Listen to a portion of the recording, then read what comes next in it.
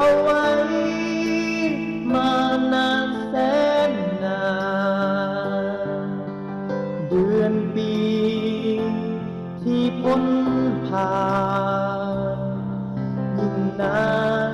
ยิ่งทรมานหัวใจก็เพราะหาเขาข้างเดียวจึงโดดเดี่ยวในหัวใจผ่านมาให้มันผ่านไปอย่าเก็บเอาไว้ในใจอีกเลยผ่านมันแล้วให้มันผ่านไป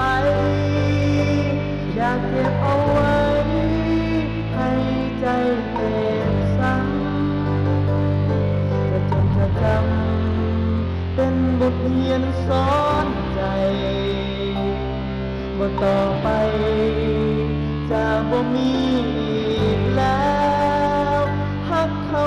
ข้างเดียว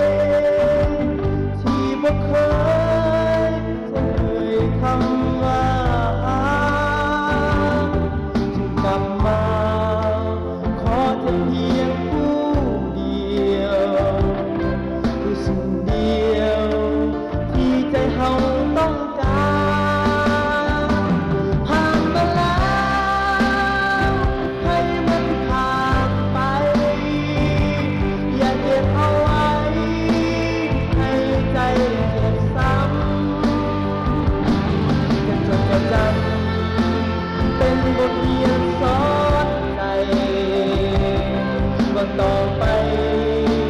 จะบ่มีอีกแล้วผ่านมาแล้วให้มันผ่านไปอย่าเก็บเอาไว้ให้ใจเจ็บซ้ำจะจดจ